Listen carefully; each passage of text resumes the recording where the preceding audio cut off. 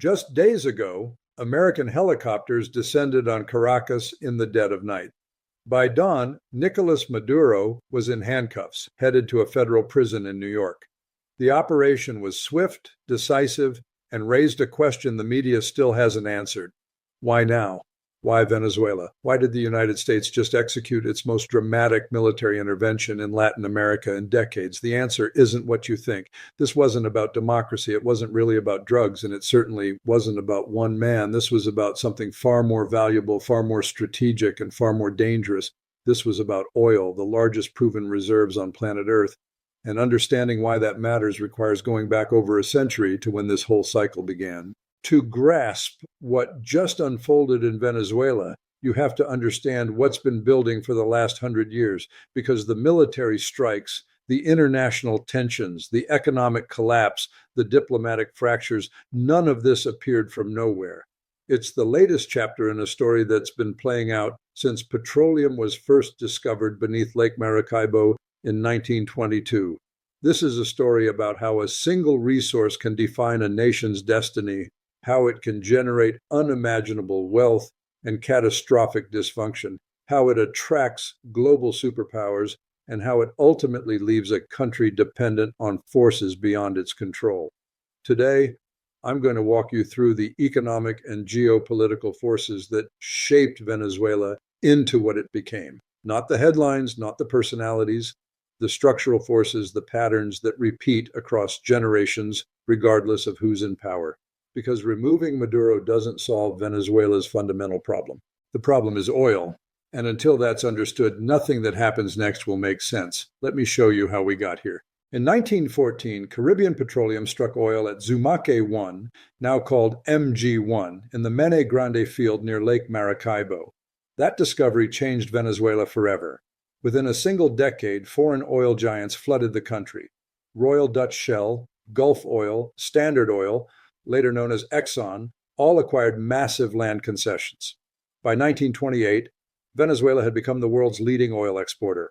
By 1929, the country was pumping 137 million barrels annually, making it the second largest oil producer globally after only the United States. This wasn't gradual development. This was an explosion. Venezuela went from virtual anonymity to global significance in less than 15 years.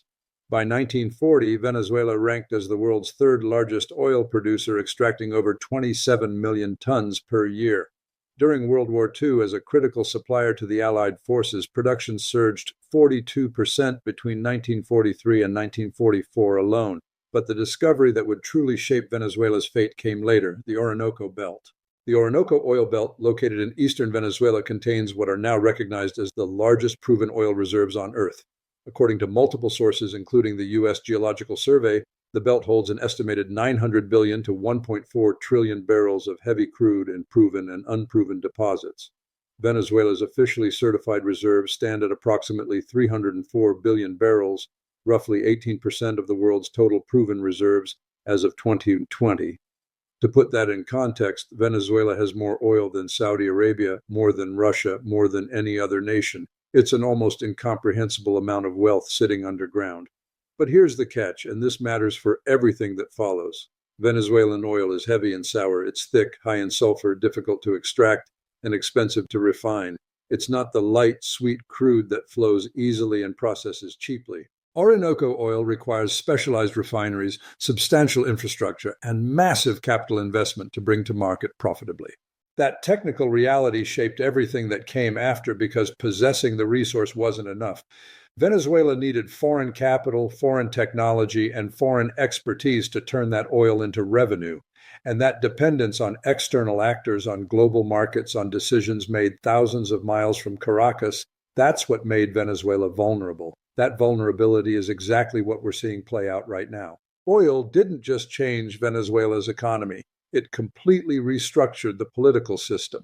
From the 1920s forward, Venezuela became what economists call a rentier state, a country that derives the majority of its national revenue from renting out natural resources rather than from producing goods or taxing a diversified economy. This has profound effects. When a government's revenue comes primarily from oil exports rather than from taxing its citizens, The relationship between the state and the population fundamentally changes. The government doesn't need productive citizens, it needs to control the resource, and control it they did.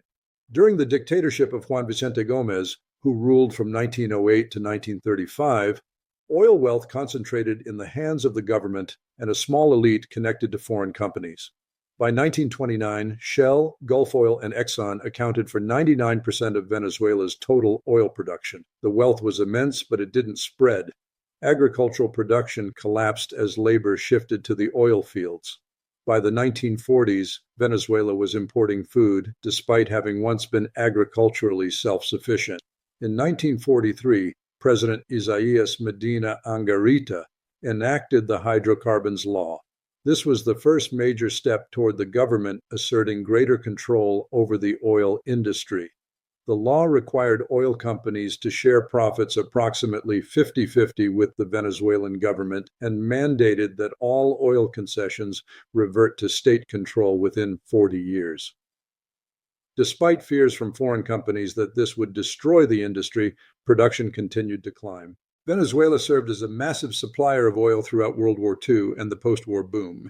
But the 50-50 split revealed something critical. Oil wealth creates political pressure. Whoever controls the oil controls the government, and whoever controls the government controls the oil revenue.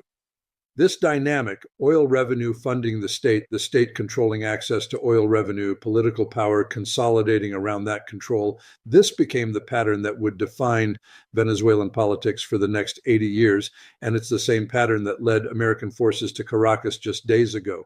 In 1960, Venezuela played a founding role in creating OPEC, the Organization of Petroleum Exporting Countries. Venezuelan Oil Minister Juan Pablo Pérez Alfonso, concerned about chronically low oil prices in the 1950s, proposed coordinating with other oil-producing nations to stabilize prices and assert more control over global oil markets. This was Venezuela asserting itself as a major player in the global energy system, not just a supplier of power. By the 1970s, oil accounted for over 90% of Venezuela's export earnings. The economy was completely dependent on a single commodity, and when oil prices rose during the 1973 oil crisis, Venezuela's revenue exploded. That wealth fueled massive government spending, infrastructure projects, social programs, subsidies. The Venezuelan government became the primary economic actor in the country, distributing oil wealth through state employment and public services. But this created a structural trap. When oil prices are high, the government can spend freely. When oil prices fall, the entire system collapses. There's no diversified tax base. There's no manufacturing sector generating independent revenue. There's just oil, and if oil revenue drops, everything stops. This is the resource curse. Immense wealth from a single commodity creates economic dependency, undermines other industries, and makes the entire nation vulnerable to price shocks it cannot control. And it breeds corruption, because when the government controls access to billions of dollars in oil revenue, the incentive to capture that control through elections, through coups, through patronage networks becomes overwhelming. Oil didn't just fund the Venezuelan government, it defined it. And that's why what happened last week wasn't just about one leader. It was about who gets to control that wealth going forward. In 1976, Venezuela nationalized its oil industry. President Carlos Andrés Pérez signed a law transferring ownership of all oil operations to the state and creating Petróleos de Venezuela S.A., PDVSA, as the national oil company. Foreign companies like Exxon, Gulf Oil, and Mobil, which had invested over $5 billion in Venezuelan oil infrastructure, received what was described as marginal compensation. The era of direct foreign control was over. PDVSA became one of the largest and most technically competent oil companies in the world. At its peak, it operated refineries, managed complex logistics, and exported oil to dozens of countries. Venezuelan petroleum engineers were among the most skilled in the industry. But nationalization also meant that PDVSA became a political entity. Its revenue didn't go to shareholders, it went to the Venezuelan government, and that meant every government had an incentive to use PDVSA as a source of funding for political projects. During the 1980s, oil prices collapsed. The global oil glut caused by increased production, reduced demand, and greater energy efficiency in developed countries devastated Venezuela's economy. By 1992, 4 out of 5 Venezuelans lived in poverty. The 1990s saw attempts to open the oil industry to private investment again. PDVSA signed joint ventures with foreign companies. Production increased, but the political tensions remained because oil wealth was still the prize, and whoever controlled the government controlled PDVSA. Then in 1999, Hugo Chavez became president, and everything changed. Hugo Chavez ran on a platform of using Venezuela's oil wealth to fund social programs for the poor. He called it the Bolivarian Revolution, and he meant it. In the early 2000s, Chavez moved to assert direct political control over PDVSA. When PDVSA management resisted, he fired them. In 2002 and 2003, during a national strike and attempted coup, thousands of PDVSA workers walked off the job. Chavez responded by dismissing approximately 18,000 employees, nearly half the company's workforce. Many of those fired workers were engineers, geologists, and technical specialists. They were replaced with political loyalists who had little or no experience in the oil industry. This gutted PDVSA's technical capacity. The company that had once been among the most competent in the world became a patronage machine. Political loyalty mattered more than expertise. At the same time, Chavez diverted enormous amounts of PDVSA revenue to fund social programs, missions as he called them, housing, healthcare, education, food subsidies. Oil money flowed directly into these programs, bypassing normal budget processes.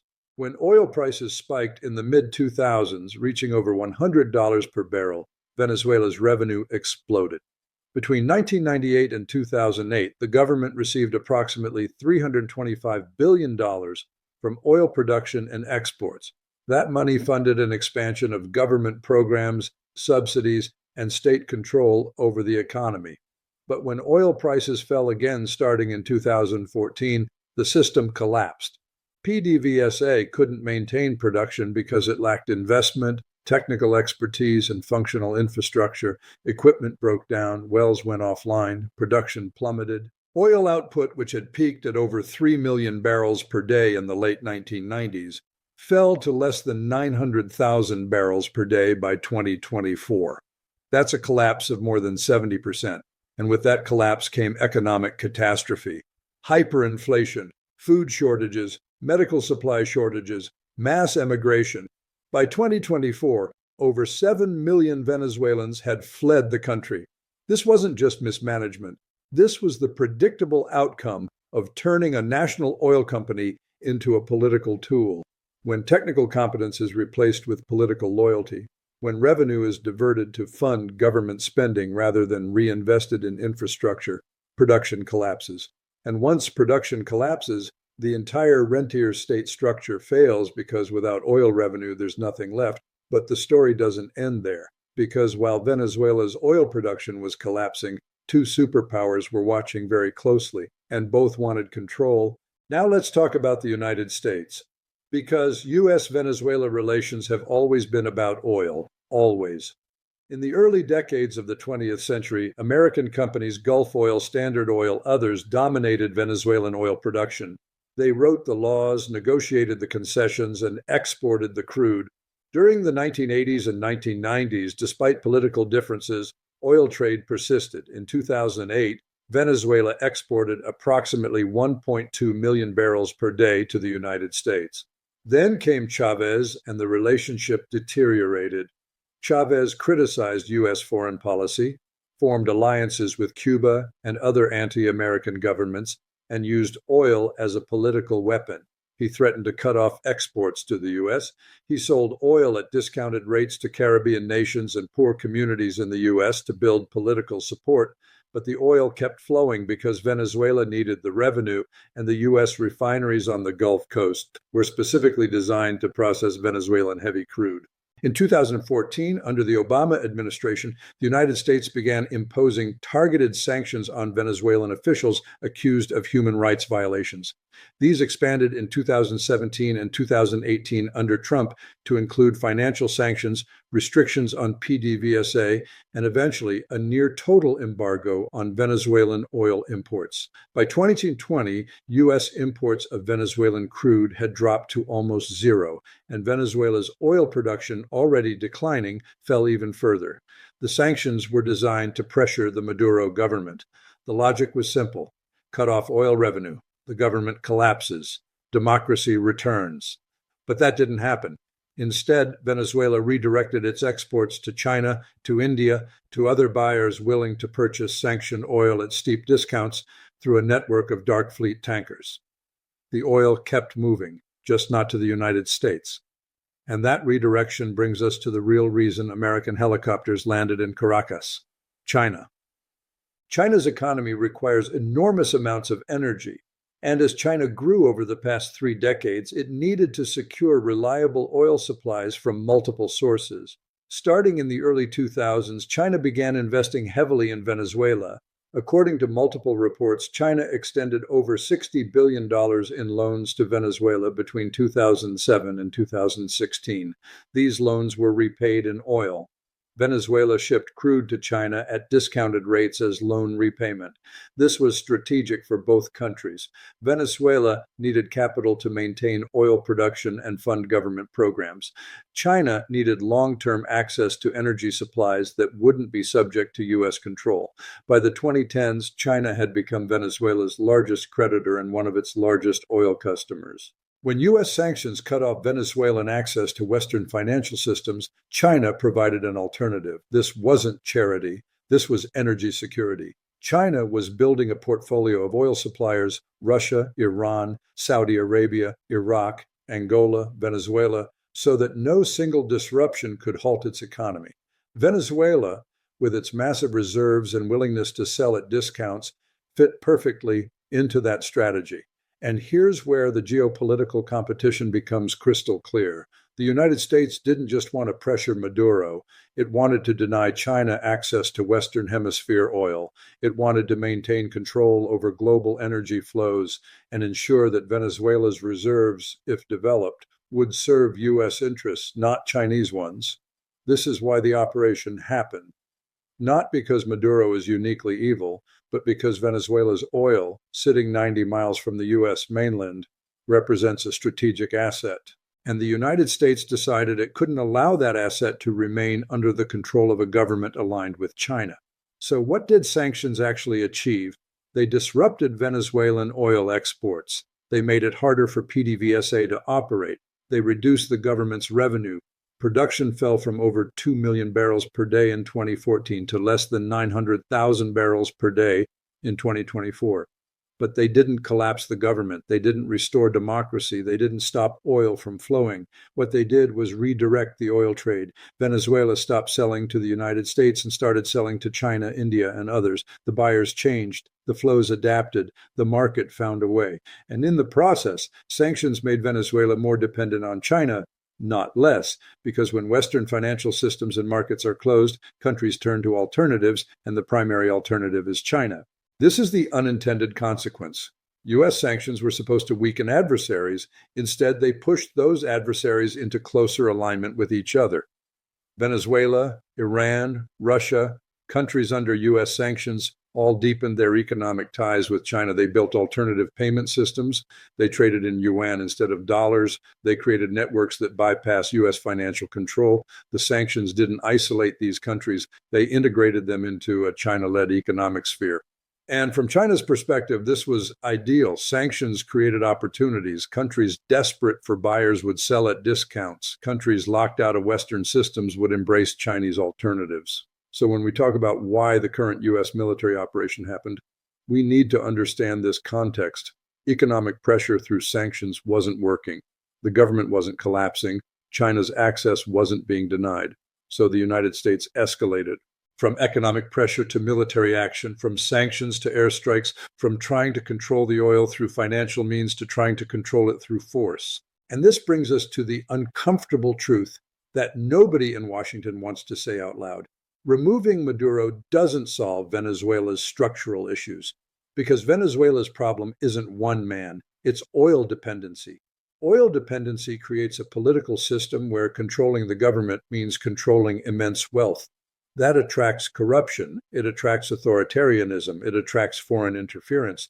It doesn't matter who runs Venezuela, as long as oil revenue is the only revenue that matters, as long as the government controls that revenue, as long as political power is tied to access to oil wealth, the same dynamics will repeat.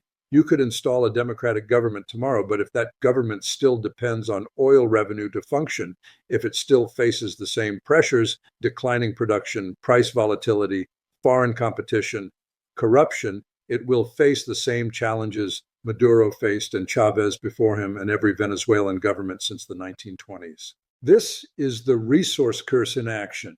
The wealth is real, but the wealth creates dependency, and dependency creates vulnerability. Look at Norway. Norway has massive oil reserves, but Norway built a sovereign wealth fund. It invested oil revenue instead of spending it. It maintained a diversified economy. It created institutions that prevented oil wealth from corrupting the political system. Venezuela did the opposite. It spent oil revenue as fast as it came in. It allowed PDVSA to become a political tool. It undermined every other sector of the economy until nothing else functioned. And now, even with Maduro in a New York prison cell, even if production increases, even if foreign investment returns, the structural forces remain. The temptation to use oil revenue for short-term political gain, the pressure from foreign powers who want access to that oil, the corruption that comes with controlling billions of dollars in resource wealth.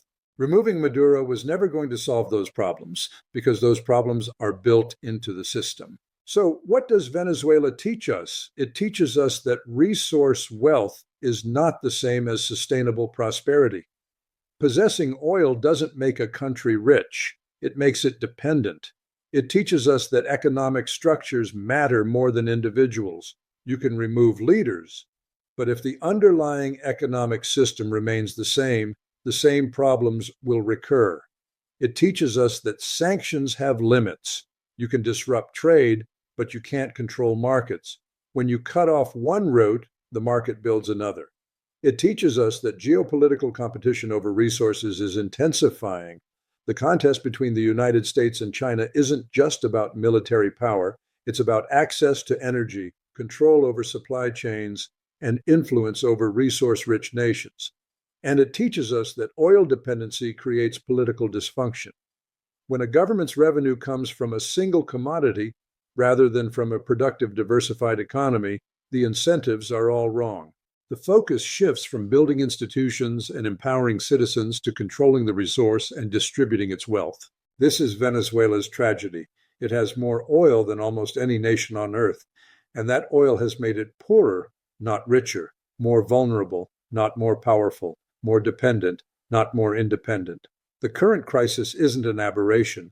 It's the continuation of a pattern that's been repeating for a century. Oil wealth attracts foreign powers.